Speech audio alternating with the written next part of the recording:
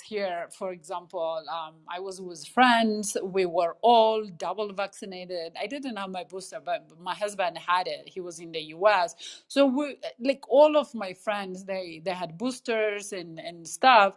So we were a little bit like laxed, I would say, and had drinks and dinner for New Year's and stuff. And then, of course, sure enough, by Saturday, one of them got sick, and I was sitting right next to him, and I was like, "Oh no, I don't Oh feel no. sick," and I am like, "Oh my goodness!" And I don't feel sick, but I was really next to him. In fact, I kind of remember maybe even touching him. So I immediately isolated myself, and I stayed by myself in my room and got, Good girl. tested, and then when it came back as negative, then and I didn't have any symptoms, but I also got tested and then make sure that I was negative before I start mixing with people. I mean, it's the right thing to do. But I'm thinking like some people I met on the street and for business, I was outside last week, and they're like, no, this is like a cold. It's no big deal. That's a bit worrisome to me. Okay. So, welcome back, everybody. Happy Tuesday, January 11th. There's a whole bunch of news to go through. Before we do, we allow everyone the chance to jump up on the mic and share one that they think was particularly hot. If they want to Hey, share. Tyler, I've got like two of them, and I'll do it Oh, quick if you want. They're both do it. related to Apple. Okay, Let's do it. so there's a story that I tweeted out to you that Apple is rumored to be in the market for some of the uh, Major League Baseball broadcasting rights Okay. that ESPN gave up.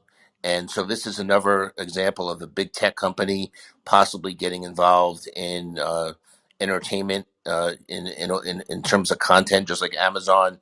For those who don't know, because it's kind of an American story, Amazon spent $1 billion a year for 11 years to buy the rights for Thursday Night Football that used to belong to Fox. And so Apple, maybe bidding on Major League Baseball broadcasting rights is, you know, something. This is a new thing for tech companies. The other big story, which may be more of a pure tech story that I tweeted out, is I want to bring this up so I can actually make sure I get it right. My computer works. There's a company in Europe that just got a $5 billion valuation. My computer just like froze, so I hope you can find it. And basically what they do is they sell refurbished iPhones and Samsung phones and also some other tech. And it got a very big. I'm just trying to find the story. Hold on, give me a second here, Okay. because It's back market, right? excuse me. It's back market. It's a French company, right? I I think think so. it's Yes, it is. Yeah, yeah. here it is. Refurbished iPhone seller back market, right? Hits $5 billion valuation. This is from the Wall Street Journal. 5.7 billion. That's a big number. Um, so it's a back market, an online marketplace that sells refurbished iPhones and other electronic devices. Has raised funding that boosts its valuation to 5.7 billion, leapfrogging what it was worth less than a year ago, according to the company and its investors. And they also do, like I said, Samsung, MacBooks, Dell, Microsoft, and even some coffee makers. It's based in Paris. They raised $510 million in its latest funding round, so that $5.7 billion, of course, where it's getting valued. Leading the investment was Sprint Capital, a London-based investment firm that counts online payment company Revolt. Is I say that right? Correct. Revolt. Revolut. Revolut, yes, Revolut, not Revolt, yeah, among its other technology company holdings, um, and that's basically the headline on it. So I'll just leave it there, and that's all Tyler, I wanted to. Yeah. Tyler, could I dovetail into that French takeover? Yeah, go ahead, Amit. Business banking startup Quanto raises 552 million at a $5 billion valuation. French startup Quanto has raised that amount in a Series C funding, and leading that funding round was Tiger Global and TCV. And with 220,000 clients, they still plan to grow at a rapid pace in the coming years. The goal is to reach 1 million small medium enterprises by 2025.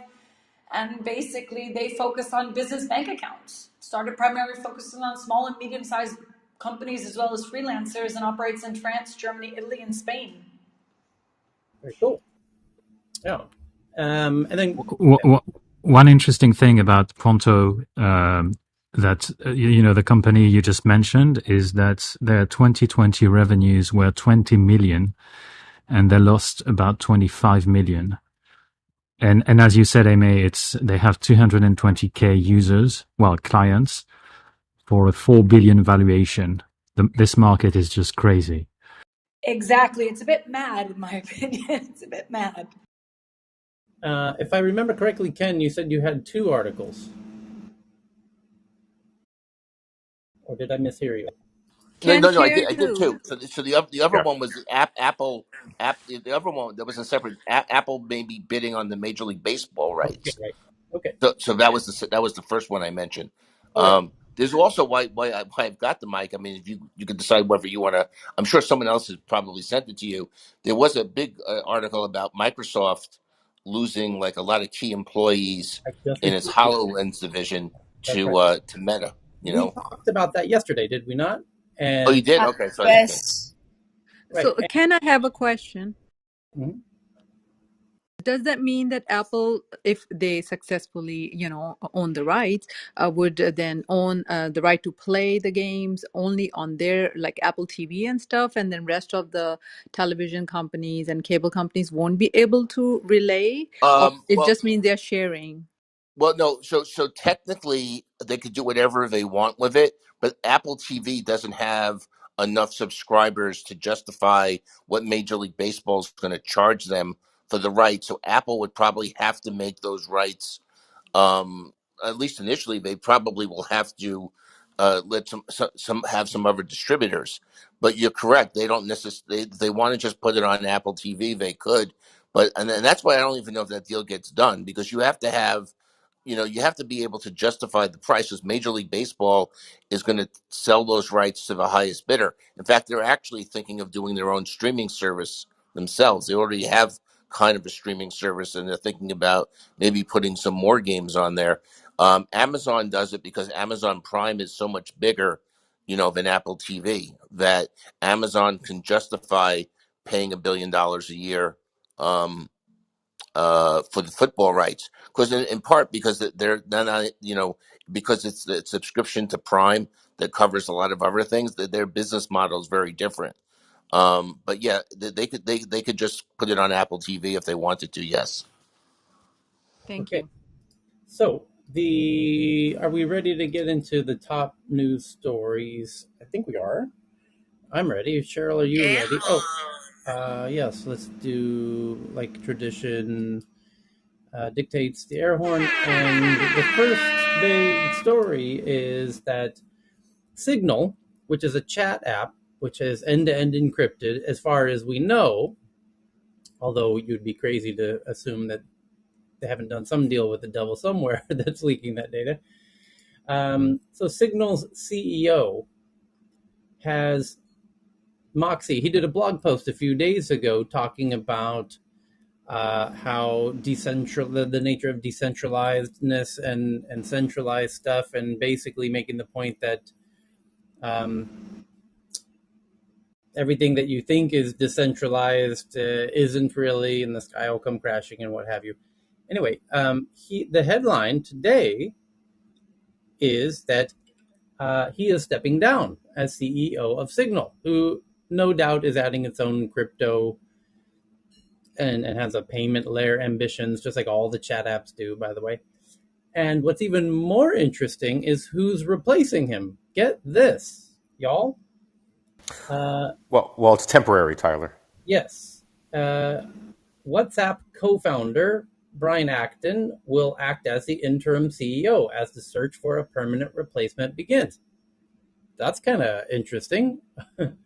He's not able to hang around and find a replacement. And Brian from WhatsApp, I guess they're obviously friendly. But Brian sold WhatsApp to Facebook, and they're both building to Yeah, but Tyler, a couple of things. When you look at the board and the single foundation, Brian left WhatsApp and is basically been the one that's been funding it Yep. for, Yep. an astronomical amount of funding. So in a Yep. way, he's really the backbone of. And I'm sure they're trying to figure out. I'm sure they have a vision, right? But being in this new phase, are they going to try to make the 501c3 profitable? Are they going to keep looking at donations? I mean, that's part of the operational aspects of it that are Right. going to be really interesting. Yeah. Yeah, I also suggest people read that article. I read it last night, and it's actually a really good layout of. He's not giving opinions or doing anything. It's just a quick synopsis on quote Web 3.0 and the decentralized versus centralized paths that things are taking. Such as, I mean, it was really good. It was actually talking about, okay, you can talk about people don't have Well, he did individual give. access. People don't have individual access to the blockchain. You're going through centralized platforms like Coinbase and OpenSea, and what happens. And so, for people just to understand it, he says he's for it. He's still, in favor of this. He goes, but people need to understand. Just hey, here's curious. Here's some experiments he did, and here's what happens, and just know what's happening. Just know what you're talking about. So it's actually really good.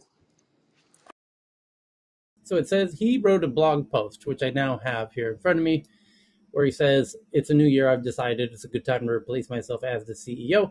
I have now been working on Signal for almost a decade, and it has always been my goal for Signal to grow and sustain beyond my involvement.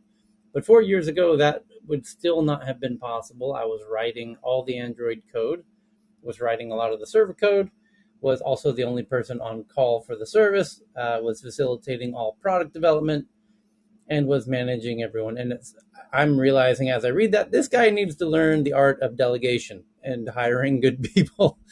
I struggle with this myself, so I can empathize. But my goodness, you were juggling a few too many balls there. No wonder you got burnt out. Yeah, but also he didn't have money. I mean, that's the main thing. I think that at the end of the day, you can Yep, only go so far on yep. contributors, right? He says I couldn't ever leave cell service. Had to take my laptop with me everywhere in case of emergencies, and occasionally found myself sitting alone on a sidewalk in the rain late at night trying to diagnose a server or a service degradation. I've spent the past 4 years endeavoring to change that, and today the picture is radically different. Signal is now an amazing group of 30 people, a mix of wonderful engineers, super talented designers, gifted and unflappable support staff, and a very accomplished and committed leadership team. I rarely write code anymore, and if I do so, it's a minor role. I am not tempting fate by leaving cell service. No single person is ever perpetually on call, and hopefully nobody at Signal will ever find themselves sitting on a sidewalk with their laptop in the rain again. Clearly, that was a moment that will forever stay with him, wherever that happened to be. We have a great leadership team that is facilitating product development, blah, blah, blah. Simultaneously, Signal has grown in adoption and popularity around the world even faster than I imagined. I will continue to remain on the board. Finally, thank you to everyone who has helped Signal to be what it is. Okay, what have you. So, there we go. Interesting time, though, because now is sort of right as Signal's getting really hot. Also, the potential to add in, the kind of the Web3 kind of crypto financial layer. Anyway, but yeah, people get burnt out. Well, I think you hit it, Tyler. I think you said it kind of interesting at the beginning, which is what I'm really curious about, is why is the departure being done without a replacement CEO? Right, That's the question that is right. really, really interesting. Yeah. If you were that deep into it that you were juggling, doing everything and cleaning the bathrooms, why leave without a replacement? That's a little weird. That you were that invested in it, personally, emotionally, physically, supernaturally, what have you, and now you're going to leave without a replacement. That's a little peculiar, perhaps. Anyway, Last thought, I would think that there is a disagreement in trajectory, could right? be. And that has to do with this NFT payment layer Web3 views that he's been writing about, and there was a disagreement, and he shared those disagreements in that Web3 article. Most interestingly, which I thought is this idea that people don't want to manage servers. I'm kind of against that thought, and we don't need to go into it, but it's interesting that he takes a strong position in that view. That article is pretty innocuous. I mean, I don't know that that's going to highlight some big disagreement within a management staff as to trajectory. And he ultimately came out in favor of where we're currently going. And he just said these are examples of where we are currently going for people to understand. And then he also said, I'm in favor of it. Who knows where it'll go? This is just what happened to me. He gives a great example of minting his own NFTs that show up differently on different platforms and what happens if OpenSea pulls it down because they are the APIs to the blockchain. People think they're building on a blockchain. You're not. You're building and using a centralized platform such as OpenSea or any of the other ones or Coinbase or anything else. And he said those are just what is the current technology. And so he was just pointing out and he gave a great example of it. So if that's an example of some sort of an internal disgruntlement, I can't, it may be, but that was a very innocuous article that just laid out the current state. The article alone, not so much. The article with a departure, by all means. Okay, next up is a report that European carriers voice opposition to Apple's private relay. Tyler, I think you cannot hear to the space. I can now, yeah. Go ahead, JT, say, or Jason, our speakers on Twitter Space. Can you count to 5 for us? Oh, you're right, Cheryl. Hold on. Let's fix that. Look. Go ahead, count to 10, JT. 4, 5, 6, 7, 8, 9, 10. There we are. Thank you. We can now. Thank you, Cheryl. The next was that European carriers are voicing opposition to Apple's private relay. You can think of it as a VPN, essentially. As T-Mobile and other carriers begin blocking the VPN-like service in the US and parts of Europe. Earlier today, a report indicated that some European carriers were blocking the private relay feature introduced by Apple with iOS 15. I think we all know why. The carriers want that juicy data that Apple is now obfuscating, is the word, hiding on your behalf with this private relay, they call it, where it's relaying that's what a VPN is. It's creating a sort of sense of privacy by relaying your data route between different computers that don't have IP addresses connected to yours. So they don't know the source of the device. Well, a huge amount of the monetization of the web is based on knowing your device ID, even though they swear they don't have it. Well, they have these cross-reference tables, these cross tables to look you up based on other unique identifiers. There's a whole clever, crafty game afoot to know who you are. And there's been some good coverage of that fact. We've read those articles in this room, and they're very enlightening. They're very, very interesting. And that's going on, and that will continue to go on. And this article is obviously an interesting escalation of that whole phenomena, where the carriers are not at all happy about the fact that now the data is being obfuscated to them. So they're blocking Apple, and this will no doubt end up in some kind of court somewhere. So stay tuned. We've certainly not heard the end. Yes, sir. Yeah. Tyler, I had a question for you, actually. So today, I actually came across this with Apple's new feature. So you know how startups send you DocSend decks, Yep. right?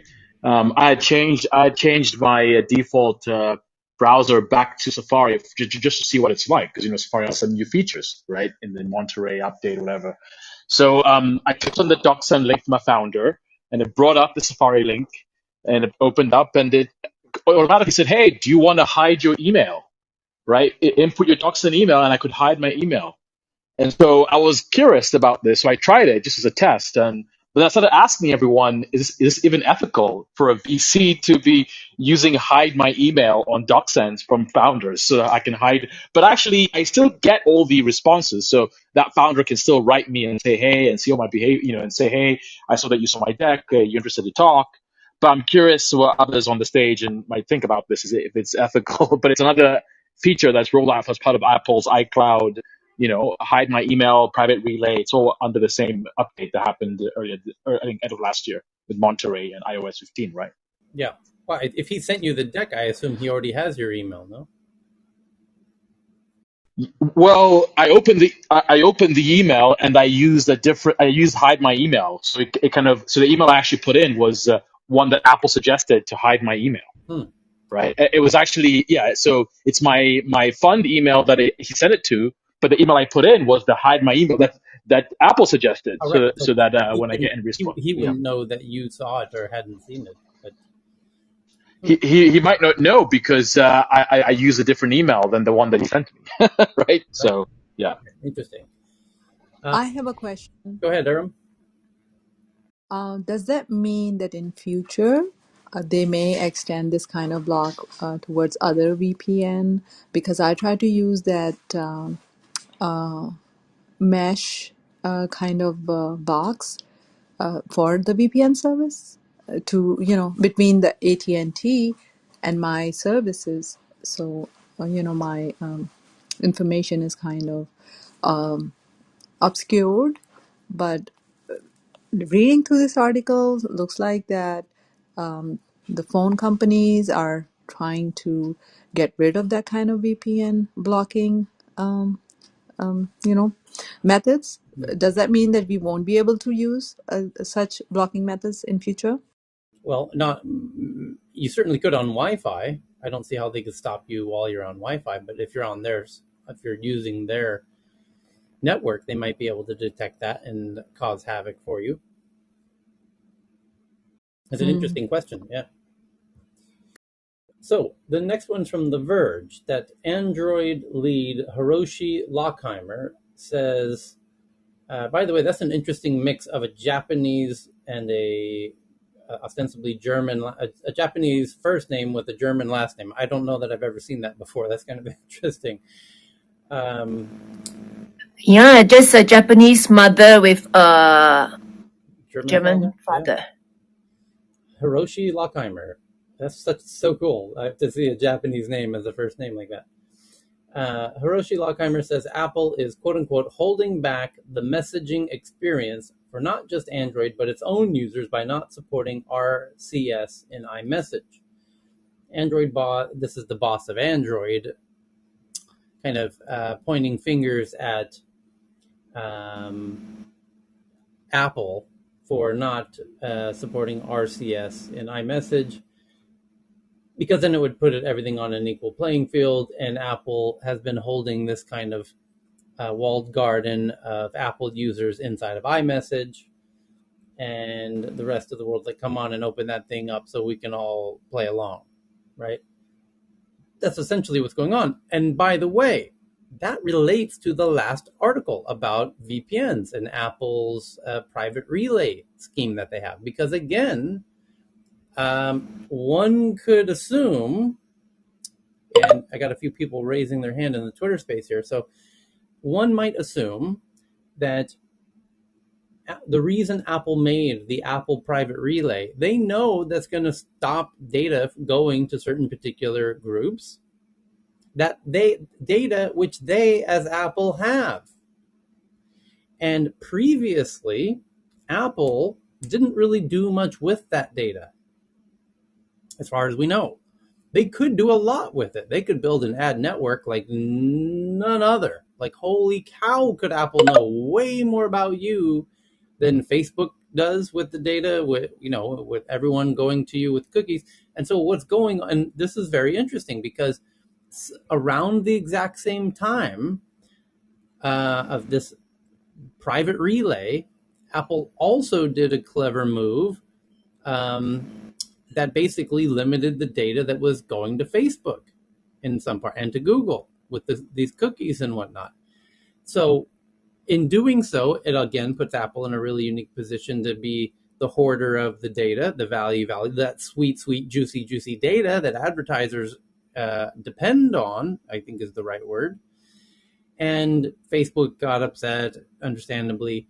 Apple says tough nuts. And now Apple's got themselves in this really special position to have a monopoly on the super sweet ID data.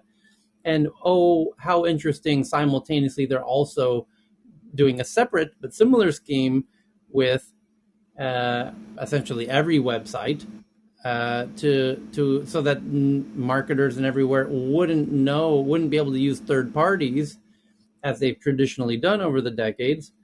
This whole private relay disables that, including the carriers. But again, just like the one with Facebook, puts Apple in this very privileged position to have a bit of a monopoly on the super sweet, sweet, sweet, juicy, juicy data that's tied to the device, which of course they manufacture. That But Yes. Tyler, real quickly though, is that when you say it's a monopoly or it's this sweet spot? But isn't it just their data? I mean, that's their It is. property, right? Yeah, I got no problem with that. My point is that previously they weren't really focused on it as a business model, and that data is other people's massive business model, and now Apple's kind of realizing, hey, we could monetize it. We can make billions of dollars a year out of an ad network if we chose to. And it's 2020. Is it 2022 already? Okay, I guess it's time we took over all of that data and build this ad network.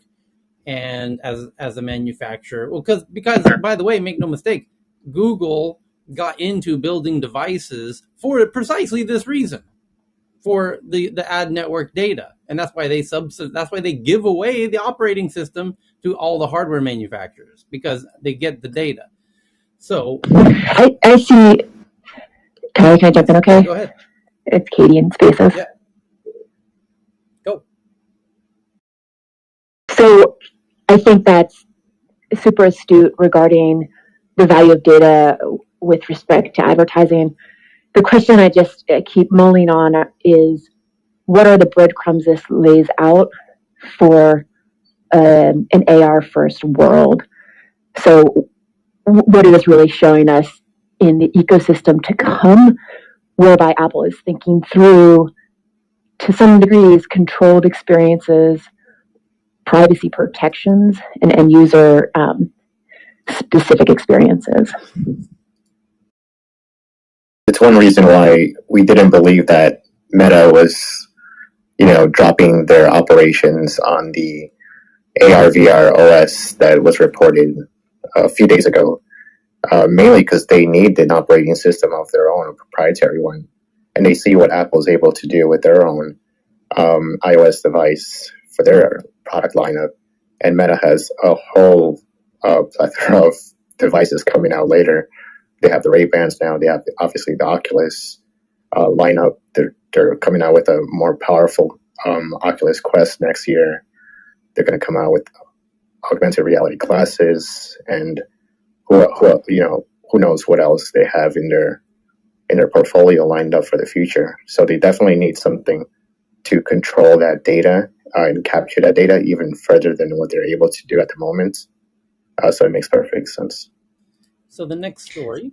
Yes. Oh, Tyler. Yep. Real quick. Yep. I jumped in right at 9:30, so I was hoping to tell you it's my birthday before the air horn. I missed it. Happy birthday. Dang it. Yeah. Thank you. My husband and I are co-listening today. He had a quick comment on this story before you move on. Cool. Hey, sorry guys, this is Paul.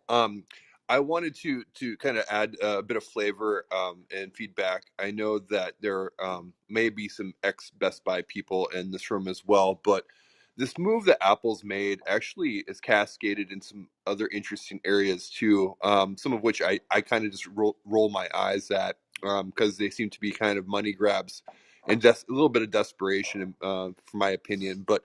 I heard the other day announced that Best Buy actually is building their own ad network off of their e-commerce platform, probably very much akin to what Amazon has done because of the first party data that they've been collecting over time. So you're seeing a push from retailers that have eyeballs to kind of like take this opportunity to kind of really push their first party data as an alternative, and kind of trying to generate some revenue, additional revenues that way as well.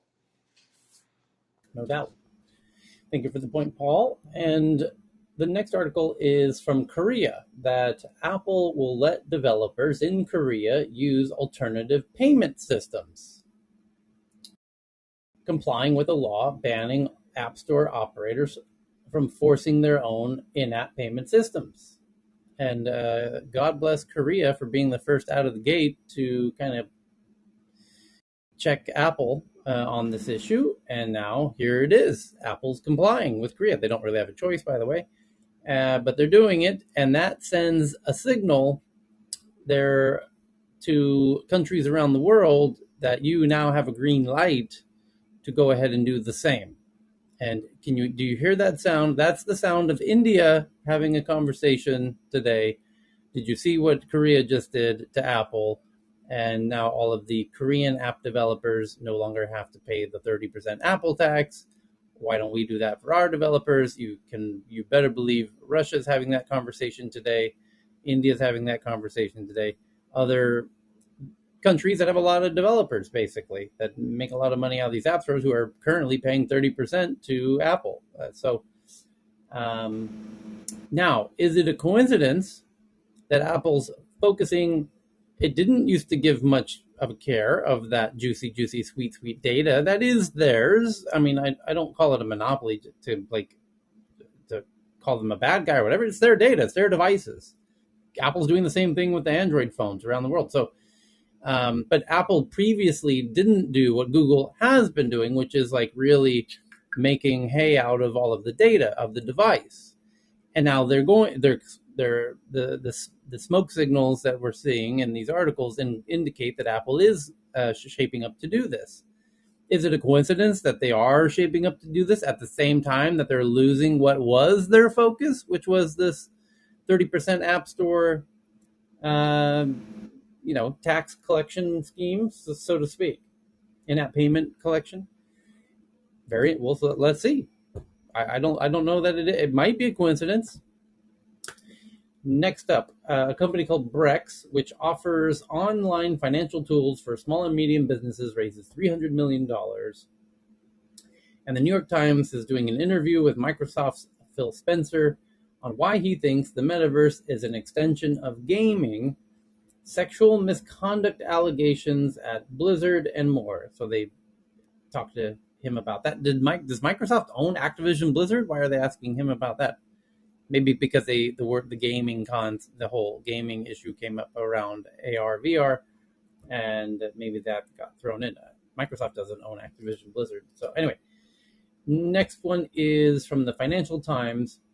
As the European Union finalizes its Digital Markets Act, Google is making a last-ditch lobbying effort with ads, emails, and social media posts targeted at politicians. And so Google's targets Brussels officials and politicians with advertising, emails, and social media posts. Google's making a last-ditch effort to try and lobby and get its talking points heard with regard to this Digital Markets Act, because the EU ain't effing around. And as I've said multiple times, I've been in lunches with European Union key representatives, and I've been in, maybe, just to quantify it, maybe 30, 40, 50. And there's a unique topic of conversation that always comes up towards the end of lunch, which is, why doesn't the EU have its own Google, Apple, Facebook, these mega trillion-dollar companies? And they generally leave the meeting with the sense that, well, we need to make it harder for those companies to do business in Europe, so that to leave enough space, create a vacuum for a local company to fill it, which, by the way, India seems to be doing a fantastic job of doing with the Chinese apps, where they, kicked all the Chinese apps out simultaneously one day and replaced them with domestic unicorns. And by the way, they just had about 45 unicorns this year. So could the EU do the same? My point is Google's not an EU company. America is slow to regulate Google and Facebook and Amazon and all of these, because something that's never really reported, but they are essentially arms of the deep state. I don't like using that word because it's been so politicized, but it's a tool that the government uses. And by the way, Mark Zuckerberg admits it in interviews where he says, "Are you sure you want to regulate me while I'm competing with TikTok, which is being used as a tool by the CCP in China? Maybe you should use us in a similar way." Yeah, by the way, you are, whether or not you realize. Hey, senators, that's great. You want to regulate us. Go talk to your friends over at the Pentagon about how they're using Facebook, and then call us back and tell us if you want to regulate us or not. And guess what? You don't. You don't want to regulate us. And it goes into that monologue from Jack Nicholson in A Few Good Men or whatever that, when he's in on at the court and he's being interviewed. You can't handle the You truth. can't handle the truth. Exactly. It turns into a whole monologue of Mark Zuckerberg saying you can't handle the truth. The truth is we're protecting your asses. We are helping you fight the fight internationally. Do you know how much intelligence Facebook and Google and Apple are collecting around the world? Do you have any idea how much information they are sucking up every second of every day? Are you sure you want to regulate them?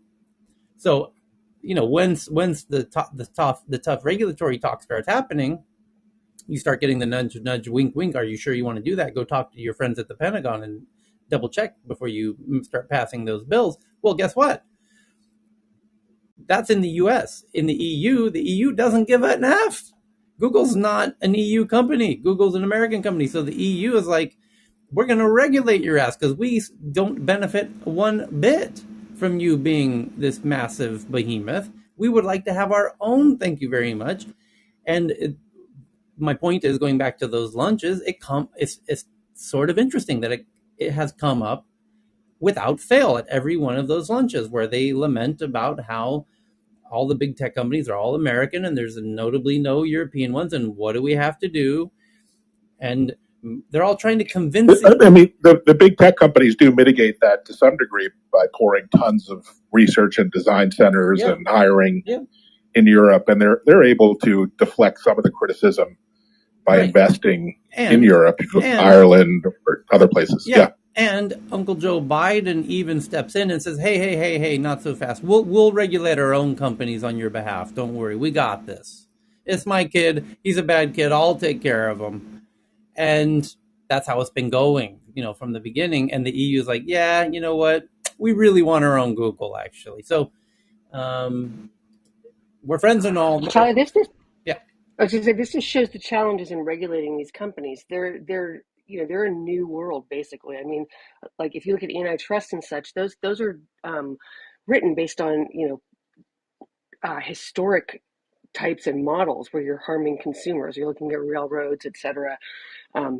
Car companies, et cetera. These are a different model, and they have much more invasive global reach, so and impact. And so people keep saying we need to regulate them and be ethical. And we're looking at there are so many different aspects to look at with these companies. As you know, there are benefits to them. There are potential harms. How can you weigh those with regulation?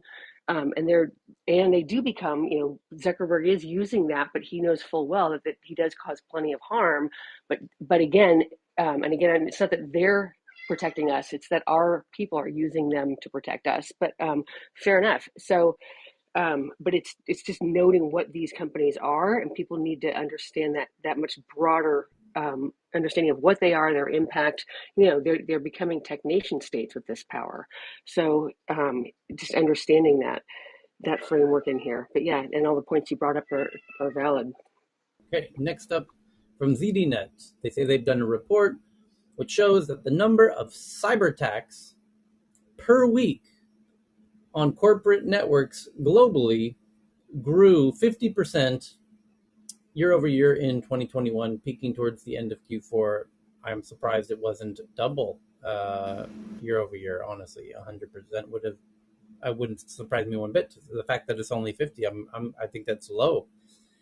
Next is from Adweek Mozilla, which makes the Firefox browser, and has always been sort of a good guy in this whole data sovereignty issue.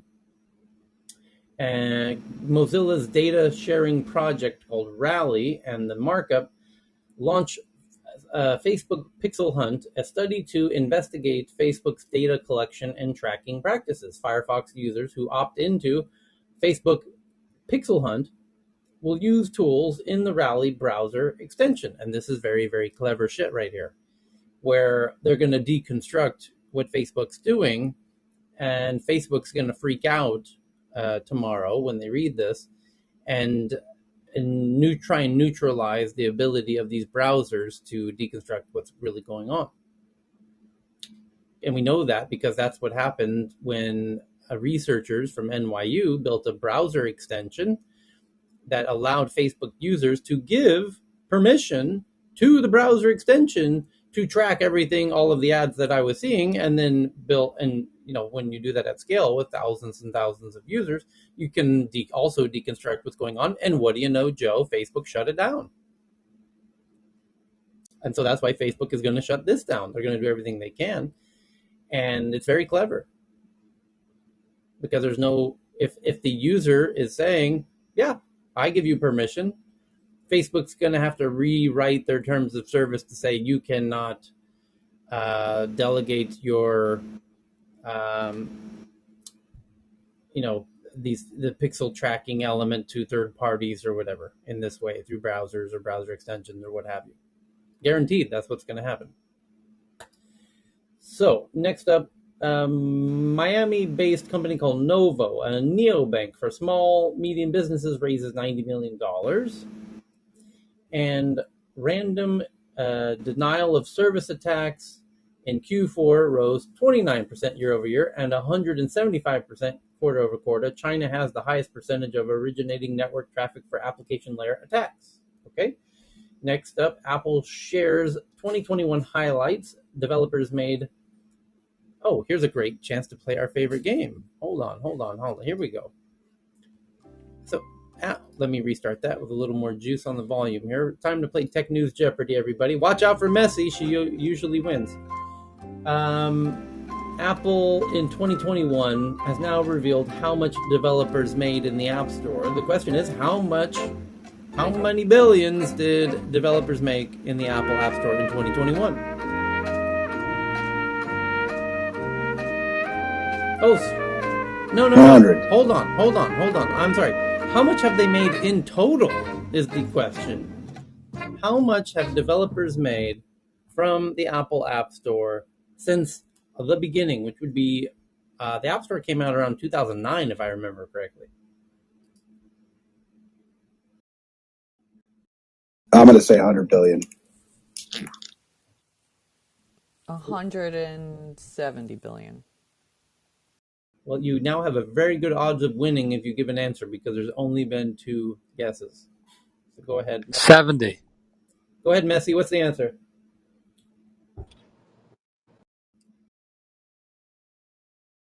I think Messi's out today. Okay, so that's your chance. 250 billion. Oh, there we go. We just win it. Look at that. 250 billion was the answer. So well done, right at the buzzer. 260 billion via the App Store since its debut.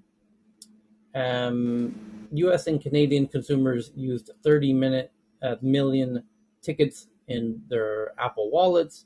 And there's just a whole bunch of data that Apple's releasing, aggregate data of the usage of their products and services. Next up, Huawei received 2,770 U.S. patents last year. Jesus Christ. That's what? 8 a day? 8 patents a day, every day for the whole year. Wow. Indeed, Huawei's going crazy on the patents. Huawei continuing to move up the list of companies getting the most U.S. patents. Okay. Next up, a French challenger bank focused on business accounts for SMBs and freelancers raises 552. Well, didn't we just read 2 headlines ago of another neobank for SMBs? We did. It was called Novo, and now there's one in France called Conto, spelled Qonto. So you got Conto and Novo, what are neobanks for SMBs, not regular pedestrian consumers, but a neobank for small businesses, both of them raising money on the same day. One of them raising 90 million, the other raising 552 million. So that is a signal that 2022 is going to be all about neobanks for SMBs. And while we're on the topic, let me just remind you that how the traditional banks will ultimately end up dying is related to these two articles, because notice that the neobanks used to be for consumers only, consumers directly. And now you're seeing neobanks specifically for SMBs, small, medium businesses, which has unique products and features that are applicable to businesses. Now, you're also going to see the hyper, what's the word I'm looking for? Specified feature sets for pretty much every demographic you can think of. There will be neobanks for women. There will be neobanks for the silver economy, retirees. There will be neobanks for students, neobanks for immigrants, neobanks for the Black community, Nonprofits. yeah, for the Muslim community, so that you can do halal banking or whatever. So it's coming, and it will give unique benefits to every demographic under the sun, and the banks are just not going to be able to, they're going to die by a million paper cuts in that particular way. Teens, there's already neobanks for kids, by the way. So anyway, next up is a profile of Binance CEO by Bloomberg. CZ, as he's known, worth an estimated $96 billion. As the company, by the way, this is the guy who has the crypto exchange that isn't geographically based anywhere, as it drives a lot of countries crazy. And as the company generated an estimated $20 billion in revenue in 2021. So there's a big profile piece from Bloomberg about CZ.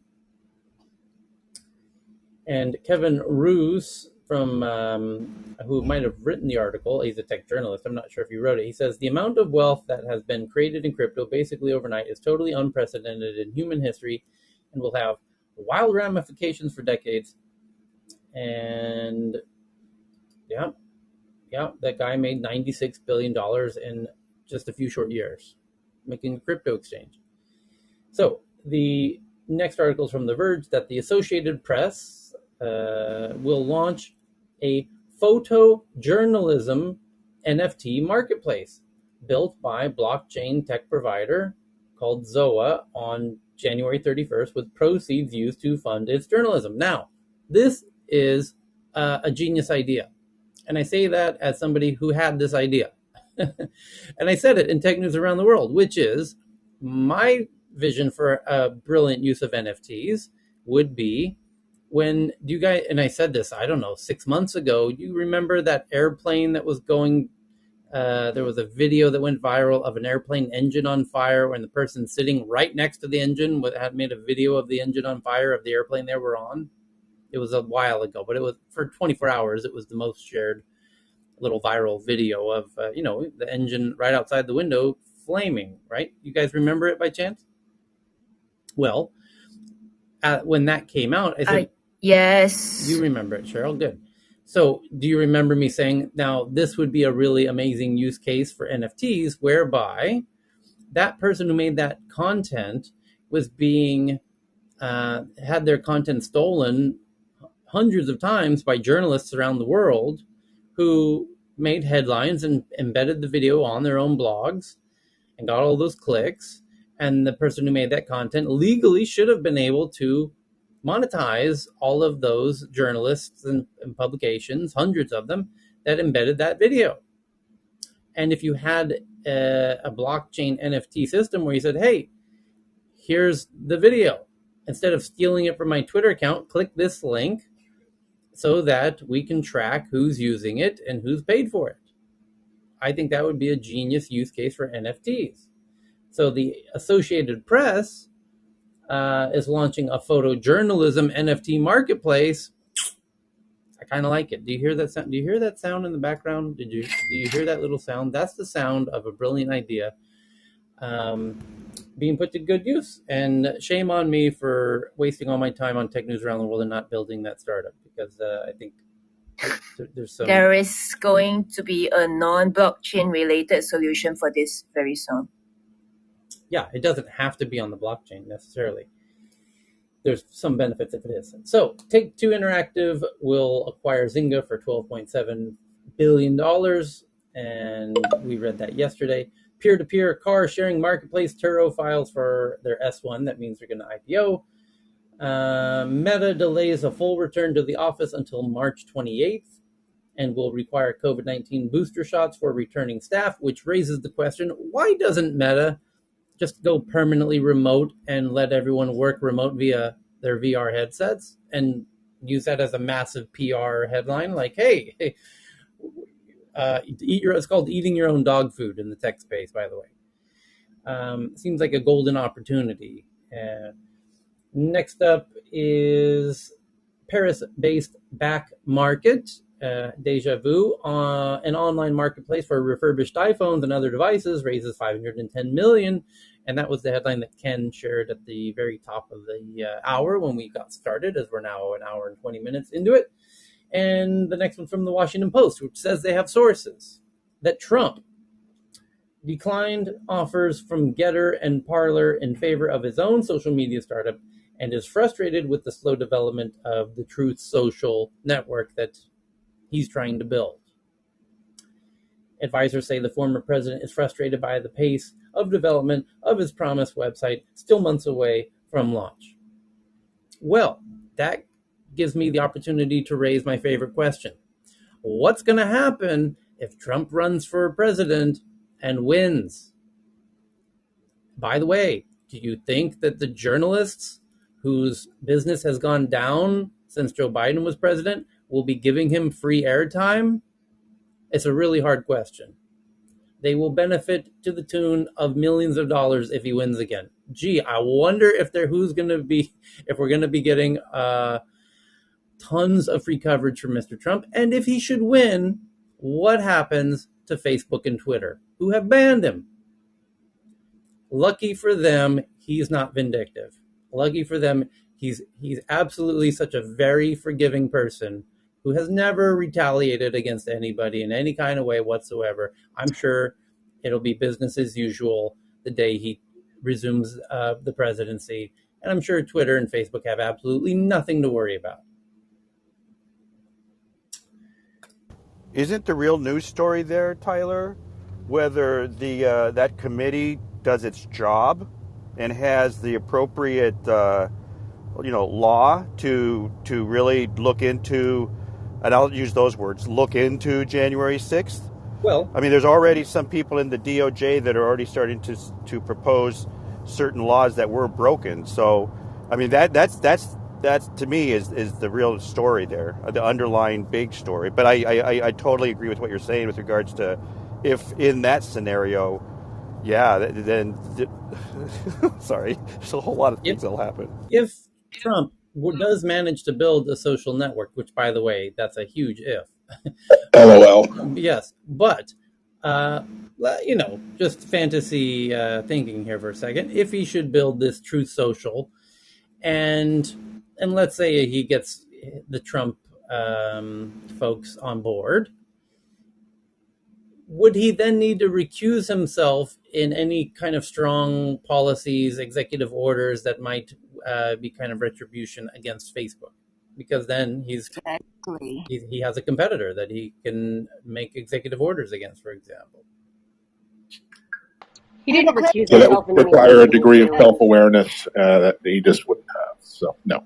No, he wouldn't. He didn't recuse himself. He doesn't think he has to. And the other one is whether his, his vindictiveness outweighs his ego, right? So he may be vindictive, but he has also got an ego, and likes to be on the larger platforms. So, but now he'll have a double reason for banning them out of existence, which is retribution and a financial, economic sabotage of a competitor. Is he Well, he still couldn't on ban par? TikTok, so I don't see legally the framework that will allow him to quote unquote ban a social media network. Well, he might have had there been more time on the clock because I think TikTok survived due to the buzzer. I don't know. I'd love a legal opinion because most of his executive orders were shot down by the court over time. So I have a question. Trump is not so much on social media now, but is he still on mainstream TV in US? Only on Fox News. So the rest of the media ban him too, kind of. When that But many people Actually, want I read that. an article yesterday that said that his lack of being on social media has actually made him more popular. Did anyone else see Cheryl, that? you raise an interesting question because similar to the issue of creating his own social media, there have been in Hollywood, for example, where I happen to have spent a few years, whispers that he has ambitions to create his own media, like traditional media, news network and whatnot. And the question is, because the for lack of a better word, mainstream media essentially try to not cover him and not give him airtime currently. If he were to have his own news network as president, that does that is sort of a classic authoritarian position to be in, which is where you have the political leader has direct ties to their own media. yeah, I mean, it's pretty much Berlusconi, right? That would be the closest example, and that was a pretty successful run in Italy. But that's not. I mean, I think though he's not. It's not the same thing if there are a number of alternatives, right? So it doesn't become dictatorial until he shuts down the alternative news sources or somehow makes them either unavailable or unaccredited, which we definitely work for the unaccredited side. But remember when he started running, wasn't his initial goal to get his own cable channel? And then he talked about doing his own social media platform. So this is actually the parent, like that was the running theory at the time. And I remember watching it wasn't the Daily Show, or no, it was the Daily Show actually, where they were saying, oh yeah, he's announcing his run for a new cable channel, and that was the speculation, was that he was going to drop out, and it was literally just to increase his profile even more, so that he could get more viewers and potential investors in his news source. That's correct, Alexandra, 100%. And he didn't expect to win, and that was part of the whole gambit. But Mike, I have a question. I mean, am I being naive when I say if you are the president, you're not allowed to own a mainstream news media? Nope, that's not true. Remember Ted Turner was talking about a run? I mean, I'm sorry, I didn't mean that abruptly, but Ted Turner many years ago was talking about a run for presidency when he was the main TV. What was it? It was TNT, and he had that whole complex, and I think CNN's included in it. And that was his. He had that whole platform, and in all the conversations of what would be the difficulties of running, the difficulties were more on the side of his ability to manage the cable news channel, not the requirement to divest himself of any of those media sources. So they didn't have that. Although, like in government office, traditionally, when you're a civil servant, you're required to remove yourself from the daily control of anything related to that agency. So, like when I went to the SEC, I had to make sure I didn't have any stocks in my name. It had to all be in brokerage accounts or held in trust that was run by someone else. But you could see already that when he met that requirement, the problem was he put his, it wasn't a blind trust. So it was a trust that was controlled by, I think it was like Ivanka, and then his son-in-law, right, that were controlling that asset. So, but of the other, like you shouldn't be able to do that, but there isn't a rule, to my knowledge, in place that says that you can't do that. And I was shocked actually when Ted Turner, when the whole discussion around that was that he decided not to run because essentially the money wasn't worth it and he couldn't run his empire efficiently. Okay. Getting back to Cheryl's point earlier, and what I was referring to as the story, the fact that he isn't on anywhere except for Fox News and is not on any social media platforms, it's apparently actually made him more popular because no one can attack his character for his, responses or whatever. Okay. Next one up is there's a whole bunch of fundraising announcements from all over the world. There's an app-based medical concierge service for businesses called Transcarent that raises 200 million from Kinnevik in Stockholm. That's pretty cool. Pakistan has some issues with Binance. There's an article that's a look at the U.S. government's growing use of facial recognition, including contracts with the FBI for Clearview, which is our friend Charles Johnson, who joins us regularly. And Vice has a piece on court documents show that Google ran a campaign from 2018 to 2020 to convince staff that unions suck. Google refuses a judge's order to produce more documents. Yeah, that's called pleading the fifth. Corporate pleading the fifth. You're going to have to find all of the juicy smoking guns yourself if you want to hold us accountable for that one. So that is the big boring headlines that your cousins and coworkers will be talking about at the family barbecue next week or next month. And now we get into the really juicy stuff that the journalists will be talking about next week, which is all of these clever tweets that everyone has found since we met yesterday, like this one from Dr. Fran, that Canon, the camera company, introduces something called Kokomo, a social VR platform that uses its cameras, building a real together experience with Kokomo, like the island, I guess. And next up is from Bibi, speaking of Japan, that a Japanese study links COVID-19 mortality rates with your gut flora. The study's hypothesis is that Collencella gut flora plays a role in preventing COVID-19 infection. So if you're on antibiotics, that could be relevant. Next is also from BB that Apple uses messages colors to bully Android users, says Google. A Google vice president claims that Apple is deliberately seeding peer pressure and bullying in its Messages app to get Android users to switch to iPhone. Oh, really? You mean like everything Apple's ever done since day one, where they use their devices as Trojan horses to get you into their ecosystem? Really? You really think they're using the Apple Watch as a way to get people into the Apple ecosystem, or the EarPods? And yeah, of course that's what they're doing. And water's wet, and yeah. But this the messenger thing, the blue and the green color has been for years. So he just found out.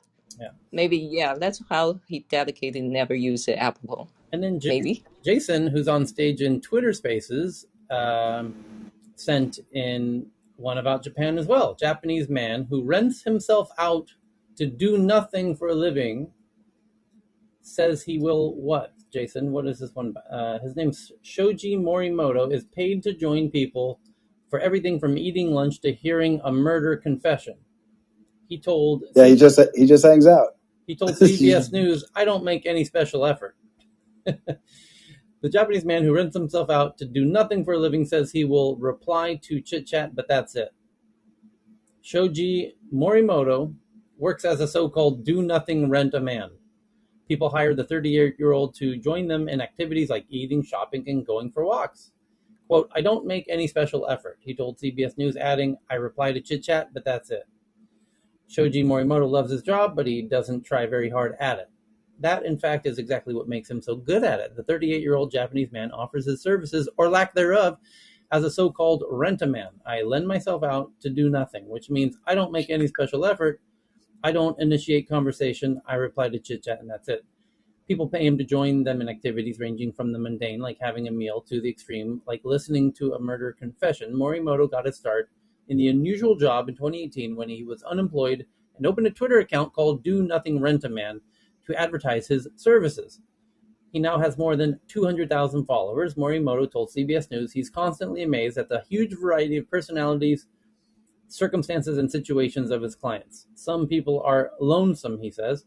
Some feel it's a shame to go somewhere interesting alone.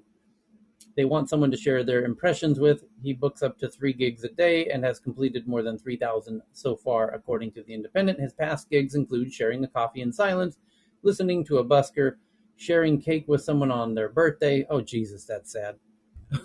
Oh, God, I wasn't ready for that one. Ouch. Accompanying people to restaurants and shops, and joining a client on a swing set. Some of the requests he has turned down include cleaning houses, doing laundry, posing nude, and becoming someone's friend. I'm not a friend or an acquaintance, Morimoto previously told Japanese Mainichi Shimbun. I'm free of the bothersome things that accompany relationships but can ease people's sense of loneliness. Japan has recently struggled with managing loneliness and social isolation among residents. In 2020, the country reported rising suicide rates for the first time in 11 years and appointed a minister of loneliness to help tackle the problem.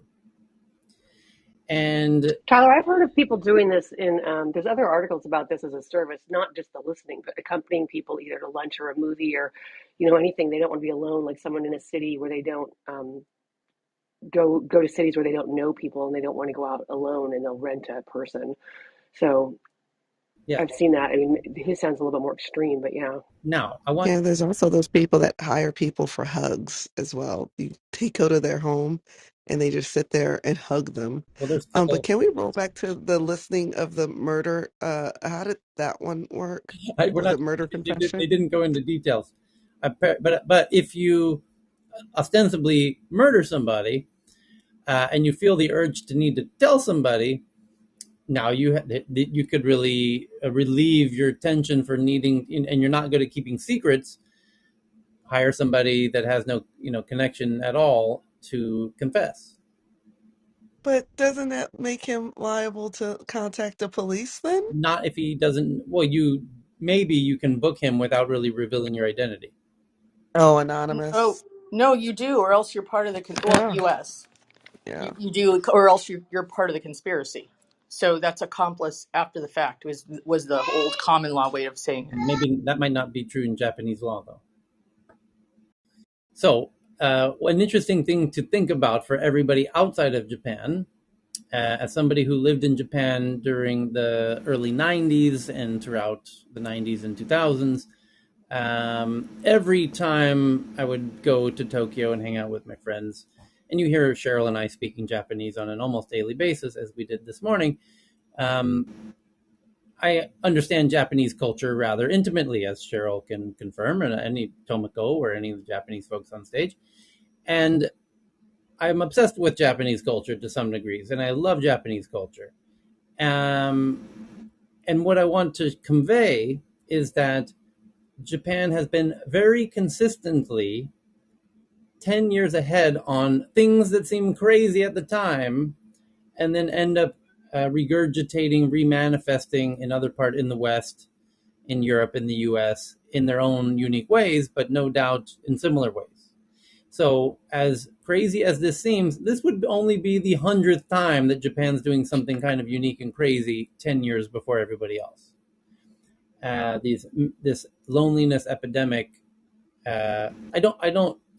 Again, it's a really interesting Nostradamus-like puzzle to put together, because what happens in Japan in this case, when we read the story, is this guy who people being paid to do. There's, by the way, cuddle cafes in Tokyo where you can go hug people as part of the additional service to having the coffee or tea.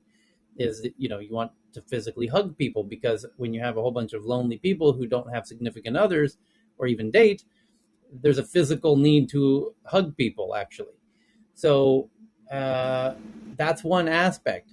The point I'm trying to make is how that remetabolizes in the West will be different but similar in ways that are not totally easy to predict.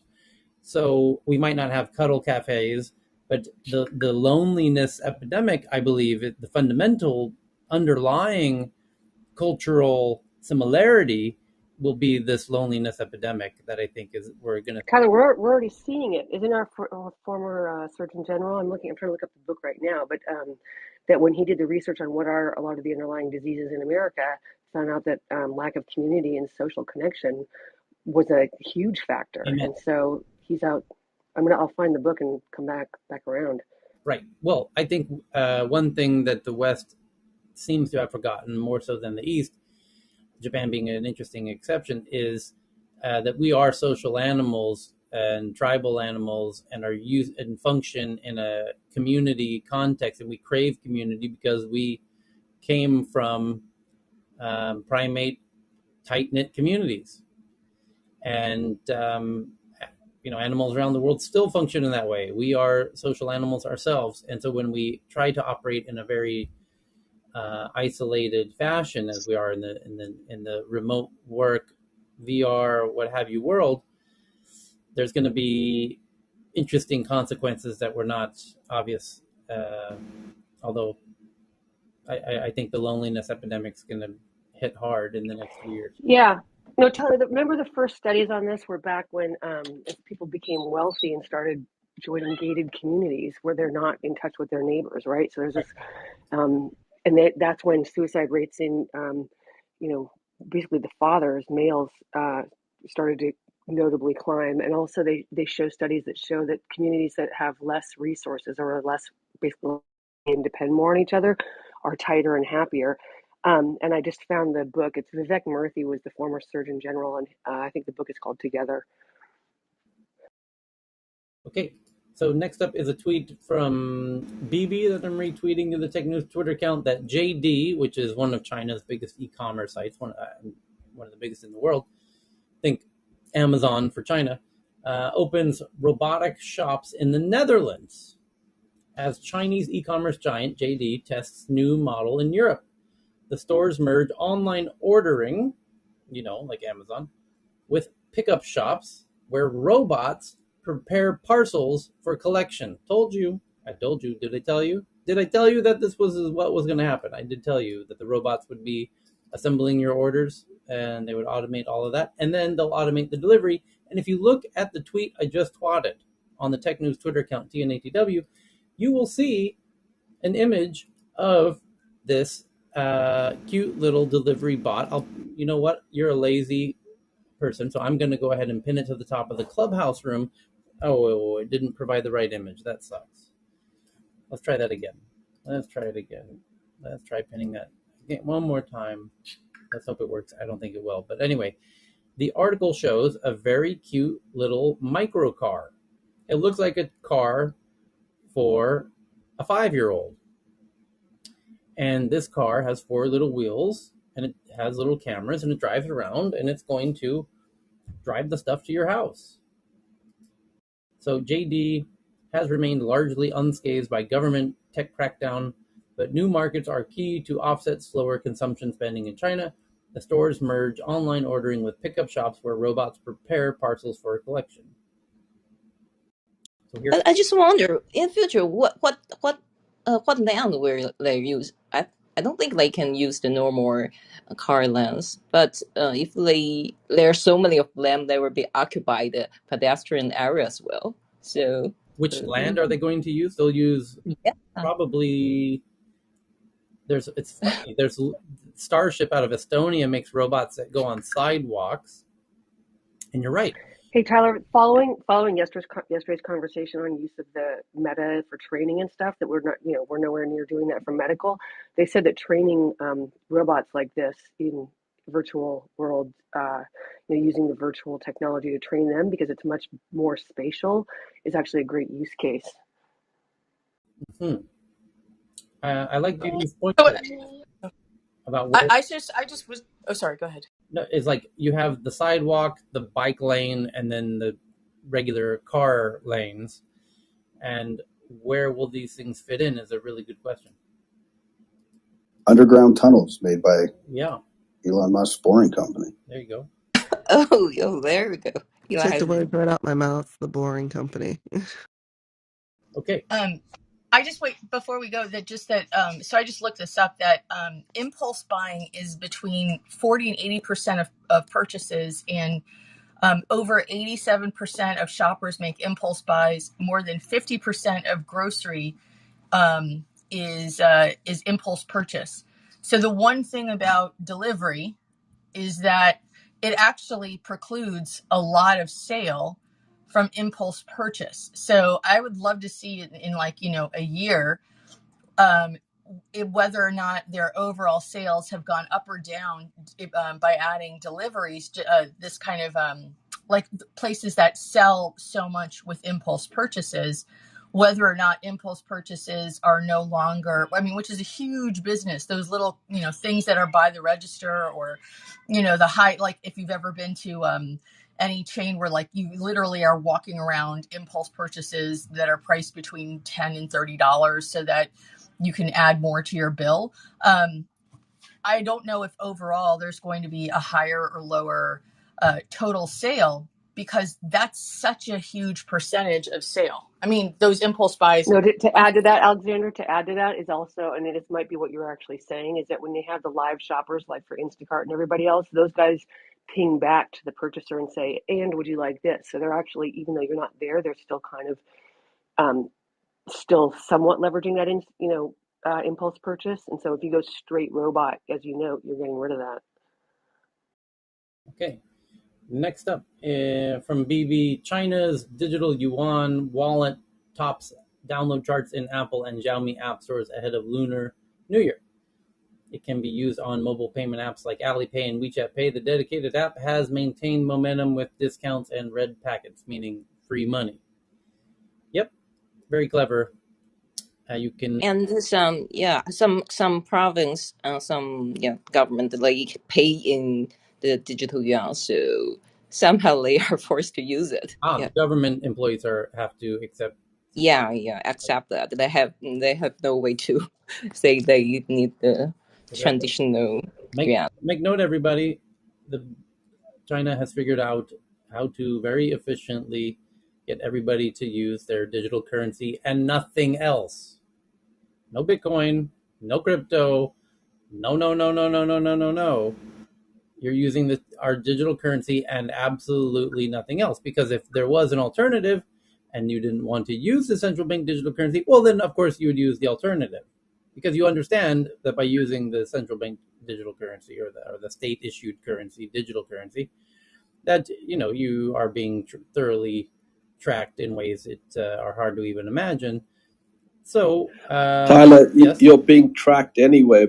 I sent you a news. The third city in China under lockdown, so 20 million people under lockdown. So they'll have to use digital currency a lot more.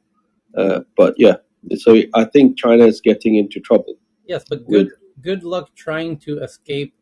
Even if you should manage to avoid the lockdown by getting in your car and driving away, they will then know in a matter of seconds because you just purchased something outside of your city, for example. Just again, you could come up with endless reasons why this will give the state more powers than they previously had.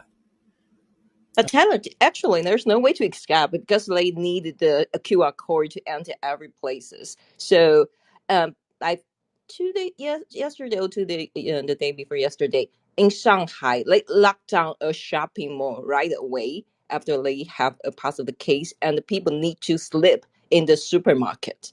So that's how Wow. far they could go. Wow. No, Yeah. this is Just interesting. like, but like we joke that it's better you're locked down in your home because no one provides you food, but if you're locked down in your supermarket, at least they've got all the food and the water there. Wait, So so China shut down a shopping mall because a case. lock it, yeah, and shut down. And I can provide you the photo because people said, oh, yeah, they were forced to sleep overnight there.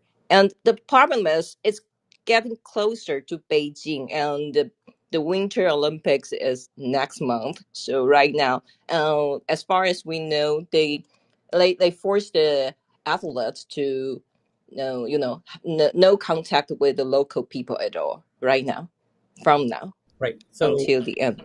the point that for those who don't know, the issue at hand within China is that Omicron is now so much more contagious, and this is a huge problem for China, whose main way of stopping previous variants was by geographic isolation, basically, which works great on when they're not so incredibly high R naught values, like traditional COVID. But when you get the Omicron levels of very high R naught values, where what is it, 1.4 or some crazy thing like that, it's very, very hard to force social isolation on everybody. And they, of course, take this approach because their vaccines don't work. And this is going to be an incredibly huge issue in these mega cities. Just for context, China has cities with 1 million people. They have more than 100 cities of more than 1 million people that are, many of them, very highly densely populated. And the average house also is rather high number of people per household. So all of these things make China a Omicron variant dream come true.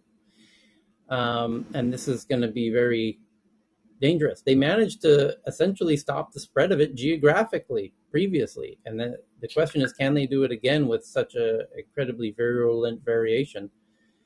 They're going to extreme measures, like you just heard, of making people spend the night in a supermarket because they found a case. But I don't know that they'll be able to do it. It's going to make for an amazing documentary. Anywho. Yeah, they also shut down, they also locked a tertiary hospital in Shanghai. All the doctors slept in their offices. Wow. Yeah, I have classmates who work in the hospital. Yeah, 24 hours. They just slept there. Wild. So until everybody is tested. Yeah. And you're right. The whole point is they want to keep this thing away from Shanghai and Beijing at all costs, especially Beijing for the Winter Olympics.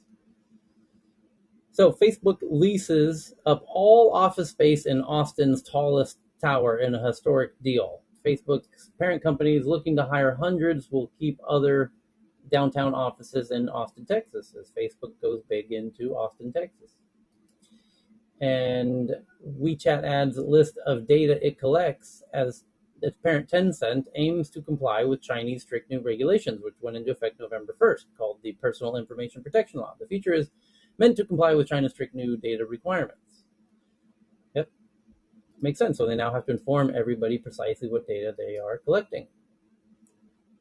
Speaking of China, China believes it found traces of water on the moon. China's Moon rover, which has been deployed over the lunar surface since 2020, has provided scientists with what they believe is evidence of water existing in some form on the moon's surface. Okay.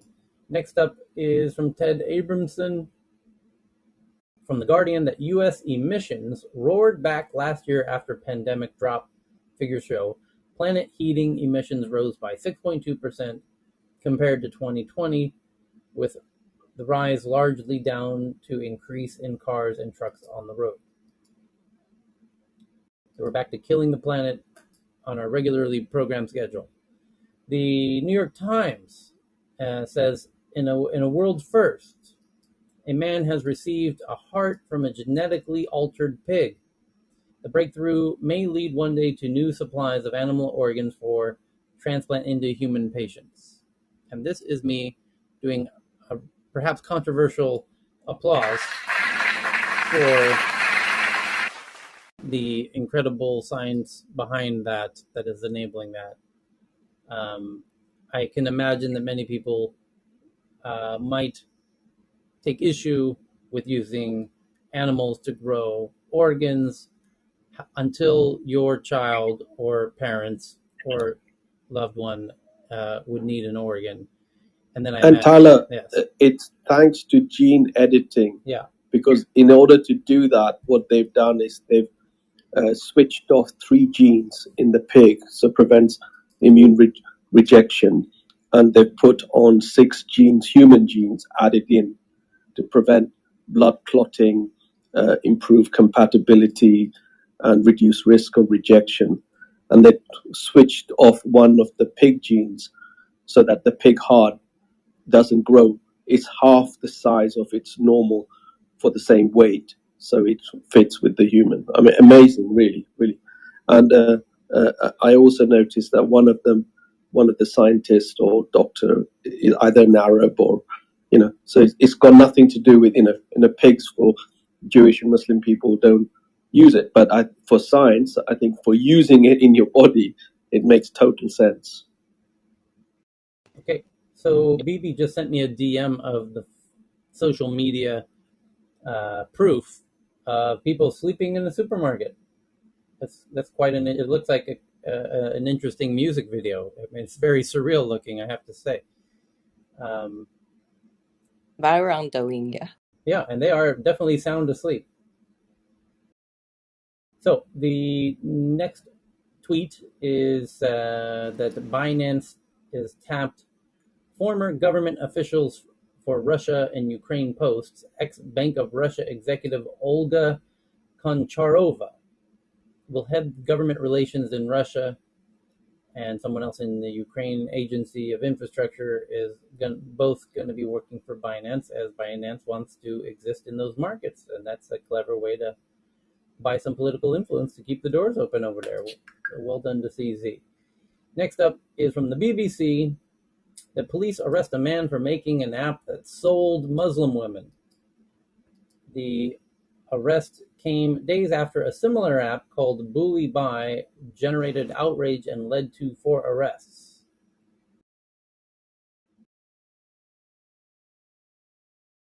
Okay, next up, security news this week. Norton, who makes, bug protection software, Norton, has put a crypto miner in its antivirus software. But the question is, are the users aware of that? They will be. That is not going to. I mean, they'll know when they have a power bill. Right. At their next power bill, they'll know, because those things, almost all of them, even if they're not mining like proof of work mining, but they're proof of stake mining, they're still significant drains. They're not. I mean, it's definitely not the same if it's not proof of work, but you'll notice a change in your bill. No doubt. So the next one is from Jason, that from CNBC. The title is How Bitcoin is Fueling America's Opioid Crisis. Drug dealers are using Bitcoin to finance the deadly wave of fentanyl flooding into the countries from overseas. We follow the money from Main Street to the dark web and show how the crypto craze allows drugs to get delivered right to your doorstep. So I'll pin that to the top of the clubhouse room. And it tells the story of Aaron Shamo, was a Bitcoin millionaire. The 28-year-old former Eagle Scout was an early converter to cryptocurrency, a digital form of money that exists independently of any country or central bank. Why hasn't anyone told me about this thing? This thing sounds incredible. He began hunting for or mining Bitcoin soon after it was created in 2009. While he was still a student in Utah Valley University, he stockpiled Bitcoin even as he worked at outposts of Apple and eBay in Utah over the next few years. And when the crypto craze erupted on Wall Street last year, Shamo appeared to have placed an expert bet. The value of his holdings shot up from about 767,000 to at least 10 million over the course of a year. But Shamo was not an investor or day trader. Instead, federal authorities say he built his wealth by harnessing the dark side of the digital currency, using it to fund a vast underground marketplace of illegal activity. Shamo is accused of trafficking the deadly opioid fentanyl and financing the operation with Bitcoin. The law enforcement uncovered more than 500 Bitcoin after raiding his house in 2016. Shamo is now in prison awaiting trial, and prosecutors say they are investigating 28 fatal overdoses in connection with his alleged drug ring. Can I just say that's basically like saying somebody used cash and discovered cash is something you could use for drugs. And now, oh, I wish somebody had told me about cash. Cash is incredible. Now I can do all sorts of illegal things. Somebody funded prostitution with cash. I mean, it's ridiculous to say that it's because it's Bitcoin. There are actually coins that are privacy coins that are ones that are concerning. To sit like linking these two things together is ridiculous, especially because the transactions on the Bitcoin blockchain can be tracked. He should have used another coin, basically, but it's ridiculous to pair them. So the next one's from our friend Evan, who's on Twitter Spaces. And for those who don't know, we are on two apps simultaneously with two separate audiences and two separate speakers stages. And if you are a speaker in either app, the audience in either app can hear you. So we have a combined audience of 342 in Clubhouse, and I don't know, 50, 60 something in Twitter. And Evan shares the next article. Evan's in the Twitter Space stage that the fast food restaurant Checkers and Rally's is rolling out voice ordering bots to take drive-through orders at its 267 restaurants amid crippling labor shortages in the industry. So now you can say, "Hey Siri's, give me the extra large fries."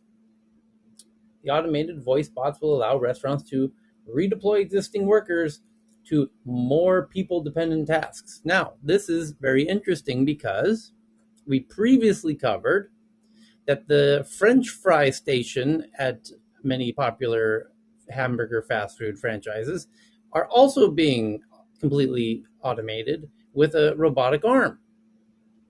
And there's even some that are using robotic arms to do the hamburgers.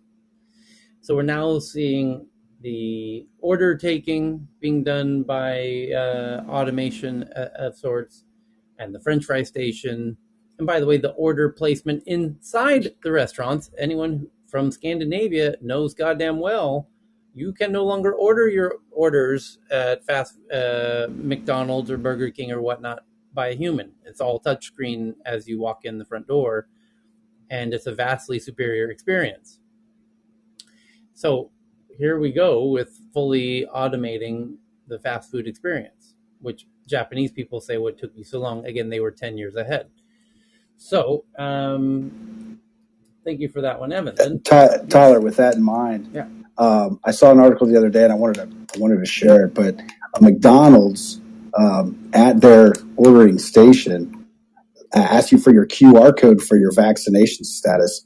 And if you don't have it, it won't let you order. It goes back to the main screen. So you literally can't order food from that McDonald's without it. So I'll find that and then repost it. But it's pretty interesting how that technology can actually prevent you from ordering it. Very interesting.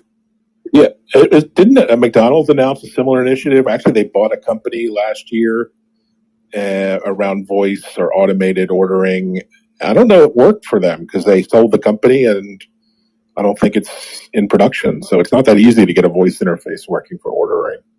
It's kind of. They can also do an app I didn't know ordering that. in advance. It means order over the app before they arrive and just pick it up. Americans love their drive-throughs. Easy. That's an American phenomenon, I think. So yeah.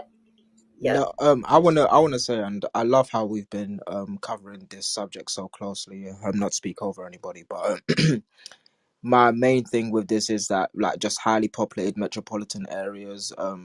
I don't know about America. I believe it was Ken or Evan that just said it was a American phenomenon, like ordering online, getting your Deliveroo or your Uber Eats, and just automatedly is one thing, and also picking it up, but not just in metropolitan areas, but in rural and suburban areas, right?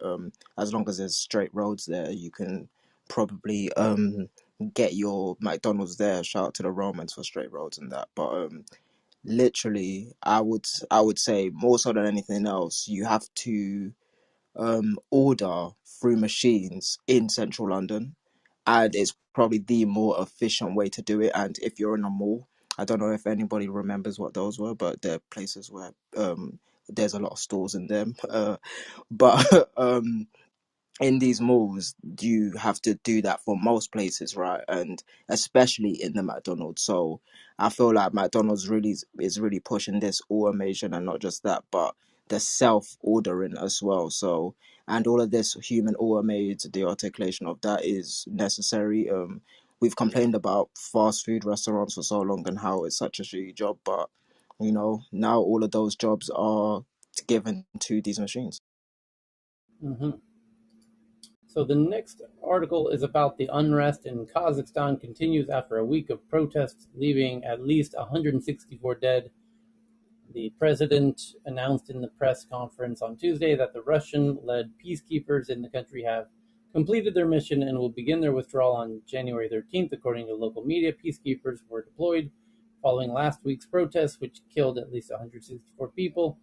According to the Ministry of Health, the protests, which began January 2nd after fuel price increases, make note of that, everybody, expanded to, I told you to get control of your own food, water, and energy, did I not? Yeah, I did. Make note. Let the record reflect. Food, water, energy. Stay focused. After the fuel prices increased, expanded to reflect criticism of the 30-year rule of former president. At least 164, including 3 minors, were killed in the weeks of unrest, according to the Ministry of Health, and the Interior Ministry reported over 8,000 people detained as of Monday. That's a lot. So Russia peacekeepers brought the peace back to Kazakhstan and kept the president in power. That's an oxymoron. Russian peacekeepers. Yeah, well, when those frisky folks want freedom, you gotta bring in the peacekeepers, keep those freedom seekers in line. So the next one's from Wired, that the next wave of extremist cults will make QAnon look tame, and they've already taken root, is the article from Wired. It says the world was supposed to breathe a collective sigh of relief in 2021, at least when it came to extremists radicalized thinking. Donald Trump was out of office. QAnon, the cult-like movement operating under the belief that the secret pedophile cabal runs the world, was losing steam. Vaccines were going to bring an end to the pandemic. But far from seeing the demise of cultism and extremist movements, 2022 will usher in an increase, and QAnon will prove to have been the first baby steps, rather than the culmination, of the rising appeal of extreme fringe organizations and sectarian politics. The growth of increasingly radical fringe beliefs Hold on, guys. will be fueled by rising distrust in authority and expertise. This skepticism isn't new.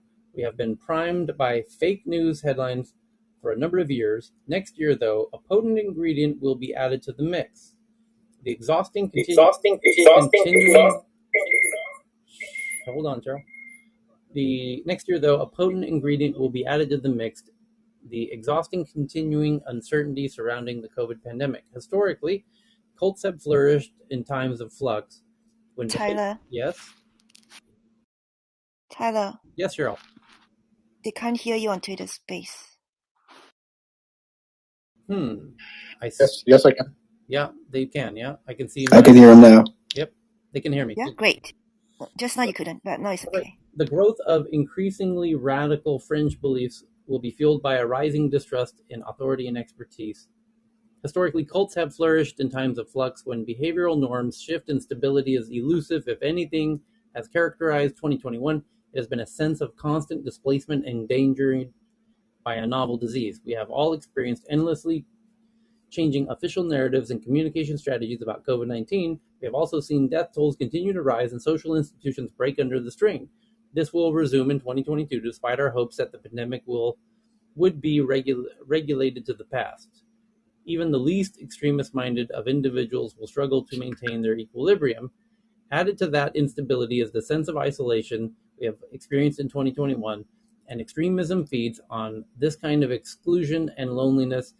In the early days of this year, we have already seen people denied social contact because of lockdowns, and some have turned into the most improbable of alliances, looking for groups that will validate and channel their anger and frustration. This will continue to be the case. It's difficult for the human mind to deal with uncertainty during the best of times. We crave certainty and hard numbers, not evolving knowledge and statistical caveats, and this is far from the best of times. very interesting. The idea that cults will rise and people will be willing to join any cockamamie bird batshit brained gathering out of loneliness and isolation, and interesting point they're making here in the Wired article. So the next one is that Oculus Quest 2, this from the BBC, that Facebook to discuss children's VR safety with the UK watchdog. The Information Commissioner from the UK wants to talk about child protection in virtual reality. And what are you, Facebook, doing to protect my child from my stupid parenting? And the next Tyler, did you get that direct message that I sent you about that TikTok challenge? No. It's pretty gross. Oh, here it is. Double check that. Art of the Zoo. Let's see. Yeah, zoophilia or whatever. TikTok Art of the Zoo, meaning explained. Viral trend leaves users disturbed. The latest viral TikTok trend asks users to research Art of the Zoo, but why? Here's what it means. This year, a new type of meme has been taking over TikTok that asks you to Google or research something. Some popular ones have been, why are chainsaws invented, and what is the 25th island of Greece? And they usually go viral because they have a funnier, disturbing answer. The latest thing TikTok users are telling others to Google is Art of the Zoo. And you're going to wish you never fell for this one. As you've been scrolling down your TikTok page recently, you've probably seen a lot of videos related to Art of the Zoo. The viral trend asks you to research Art of the Zoo on Google and then film your reaction on TikTok once you know what it means. And everyone seems to have the same reaction and is in a state of shock. But why? Find out why. Find out what Art of the Zoo really means. If you can't find out what Art of the Zoo means, or you're too scared to Google it after seeing everyone's reactions, you found out the answer for you. TikTok users have discovered that if you search Art of the Zoo on Google, you are greeted with some very disturbing images of humans having sex with animals. Yes, you heard that right, bestiality. Now the TikTok reactions make a whole lot more sense. People have been reacting to Art of the Zoo in the TikTok comments, and it's safe to say everyone is really disturbed. One person wrote, deletes history, turns off phone, throws phone, burns phone, throws phone in river, my poor eyes, etc. Okay. The next one from Thomas Tong about an anti-COVID nasal spray. Experimental nasal spray could provide temporary protection against COVID-19. In a petri dish and in mice, the spray stopped all variants of the coronavirus, even Omicron, from infecting cells for up to 8 hours. So you just have to use it 3 times a day. Boom, we're done. Then we're out of it. We did it. We fixed it. We solved the pandemic. So, next one. Does anybody have one? I still have, 12 more hours of recent tweets to get through. Meaning, if you've tweeted in the past 12 hours to the Tech News Twitter account, I'm just now getting to your tweet. So does somebody have one that they want to make sure that we get through? So our friend Hans Viberg from Denmark, who makes Be My Eyes, has a article about his own app being integrated with Saudi Arabia. Happy to share some great news for our users in Saudi Arabia. The King Hospital is available on Be My Eyes, and that's awesome for our friend Hans, who joins us regularly here in Tech News Around the World. So congrats to Hans and everyone who uses the app there in Saudi Arabia. Jeff G sent one in that from CNN that the U.S. grounded planes after NORAD alerted a North Korea missile launch, officials say. And I'm retweeting now the photos of people in China forced to sleep in a grocery store in Shanghai on January 10th. And the next one's also from BB. Japanese chip subsidy requires 10-year pledge from TSMC. And China locks down third city, raising affected to 20 million. And that was from Professor Osif. China locks down third city, raising affected to 20 million. Trouble brewing for China with COVID spreading. And what else do we have here? The Cash App integrates Bitcoin Lightning payments. Thank you, PT Yoder, and as predicted here by some very brilliant bald white dude said many months ago that the Cash App would be doing exactly that, and now you see the headline today. So there you go. Ex-CEO of Twitter, Jack Dorsey, mobile payment service Cash App has integrated Bitcoin Lightning Network, just like they're going to do with Twitter. And very soon your Twitter account will have a Cash App wallet that allows you to transfer Bitcoin over Lightning to everybody. And the Apple Store could stop thieves with new security measures, is the tweet I'm retweeting from Alex Garza. Apple is exploring new security measures for Apple retail stores in an attempt to discourage and prevent smash and grab robberies. And it appears to be some kind of device. And so I just tweeted that one out. The next one's from our friend Vinay, that Indian drone delivery startup to add wings to e-commerce space called Tech Eagle has just raised $500,000 in seed funding to do drone delivery in India. And Indian startup ecosystem should start looking at adding 75 unicorns in 2022. Government wish list of 75 unicorns for 2022. Speaking at a ceremony of the Startup India Innovation Week, someone named Goyal noted that the country currently has around 82 unicorns, and their goal is to raise 75 unicorns for 2022. That would be unbelievable. But I think they could do it. And then Tyler. Yes, Demolera. Yeah, sorry. Yeah, not to cut you off. I just read an article that said the UK CMA investigation is in favor of the Nvidia and ARM acquisition. Did you read the article? I don't think so.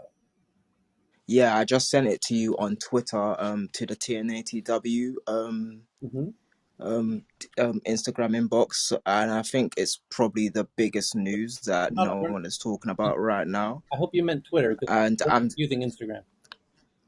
Yeah, Twitter. Sorry, yeah, Twitter.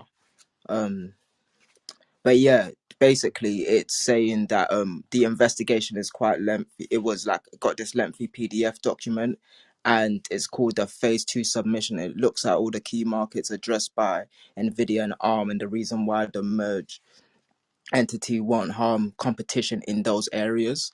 So I believe it was because of the monopoly thing that they were saying was going to happen. And obviously, when we were having this conversation, I was obviously in favor of it because it could possibly save the UK's chip manufacturer and obviously add a lot more jobs. And right now, it seems like ARM is in limbo, but Nvidia is really trying to push for this acquisition and trying to make it fully approved. And it says here that it's argued that ARM is going to go forward boldly with ample R&D and grow to become bigger IT industry leader than ever, or it will be asset stripped for short-term gains, bowing to shareholders' pressure.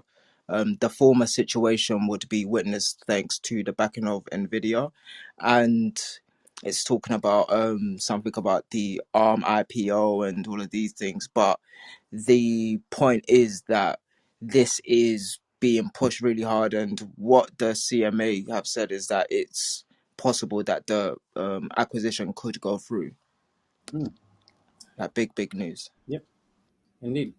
So the next one from Evan, that an undersea cable connecting Norway with Nordic satellite station has been mysteriously severed. Who could have possibly done that? But it's a real yeah, puzzle. I have one suspect in mind, but hey, you know, it's real. Evan, if you don't have proof that Canada did this, I don't know that it's appropriate to. I think it was Iceland. I really think it was Iceland.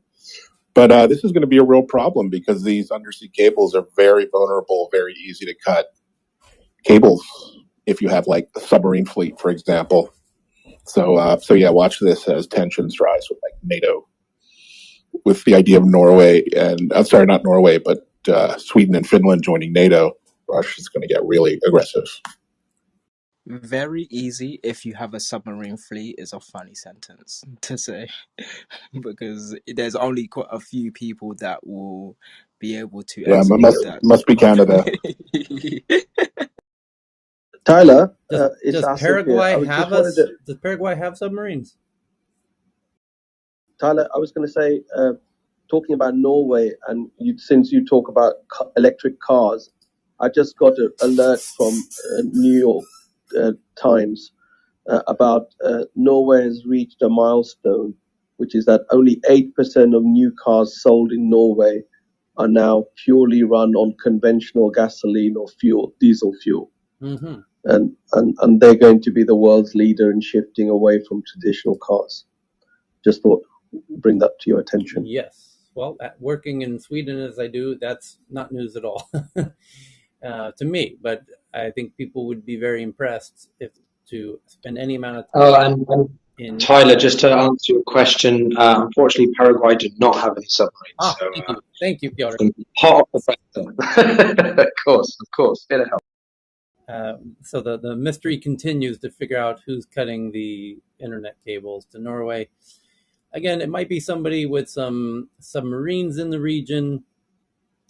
And as any Swede will tell you, not a day goes by that they aren't reminded that Russia's got submarines right off their archipelago. So the next one is from The Verge that the LAPD, meaning the LA Police Department, some officers have been fired. But not for the reason you might think. No, they are being fired for catching Pokemon Go characters instead of burglars. I totally buy that. I have lived in the districts where LAPD is roving. I completely buy that. You can't get them to do a report on a traffic accident, but I could completely see that happening. So, for sure, legit, according to my. Yep. Okay.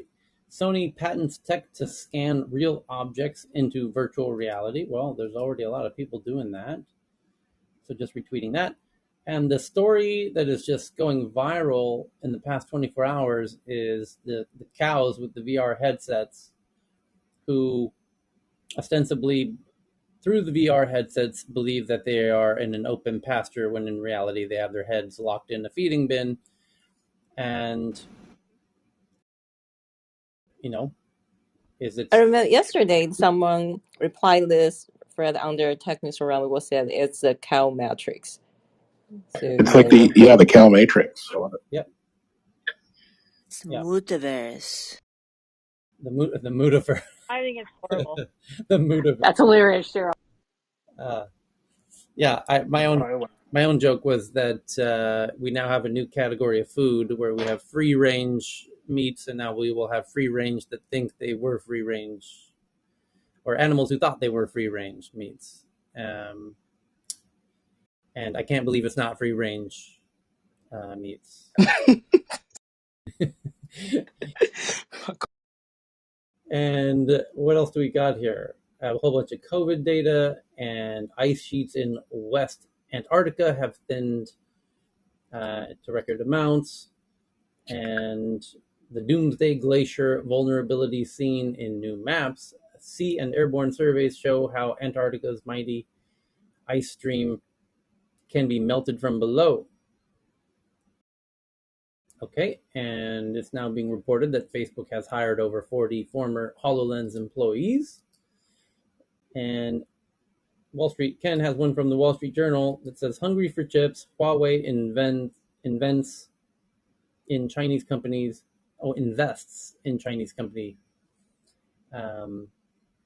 They make investments in companies that are racing to build China's semiconductor supply chain. And we read a variation of that headline every day for the past 4 months, essentially.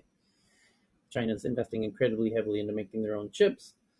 And Intel recruits Micron executive as next financial chief, David Zinsser. And that's coming from our friend Ken. And then Tomoko has one that BioNTech receives FDA fast track designation for its new candidate for treating melanoma. So BioNTech is cranking out vaccines for all kinds of crazy things. And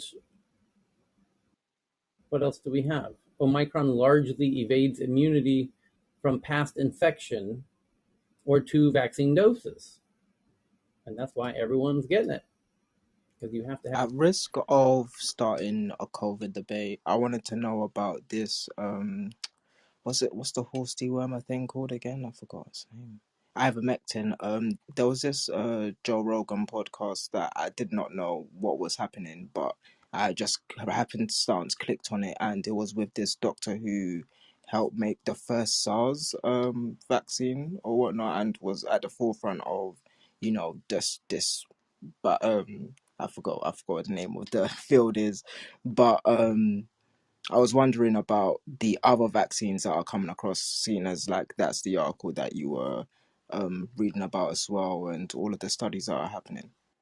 Hey, Dom, they addressed that article in the Sunday's Health Tech News in depth. Oh, That article. So okay, that guy. okay. So just to say that guy is like the stuff that he's claiming is not. He was involved in, I think it was the late '80s, in the path in the delivery system, but that's like saying if I think the analogy they said is, oh, if you invented electricity, you can now claim rights to Tesla. So it's Yeah, he yeah. turns out he's a bit of a quack, but not he's claiming a lot. I mean, exponentially more than he did. So they addressed that one. I'll leave it to the doctors here who understand this in more depth. Okay, yeah, I understand that. Like, if you're part of a group that done something great, doesn't mean that you can now start inventing certain things. I understand that, yeah. So speaking of the. Sorry, I heard something. Can you repeat the question? I wasn't fully available when I heard something about ivermectin. Thank you. It was based. I need to find this doctor's name. I want to respect him properly. Robert Give me a sec. Malone, is it? Yeah, I believe it's Malone. Yeah, Dr. Malone. But it was just based on his own personal study that he's getting peer reviewed to be a COVID vaccine in America, and I was wondering how much of a real story that is, because something that trends on Twitter doesn't mean, to me at least, that it's a real big deal. So I was just wondering, the experts in this room, if they had a thought on it. Hi, this is Dr. Johnson. I'm an emergency physician and can tell you this. You're very astute to question the validity of any assertions that are made without the scientific data to support the assertion. So we will await Dr. Malone's data, but the data that we have now as it stands with respect to ivermectin specifically does not show the efficacy that we see with monoclonal antibodies, with the Paxlovid, the other antivirals that have been issued EUA. So I would lean towards where you can get a more safe and effective treatment from a doctor who is following evidence-informed guidelines. Thank you.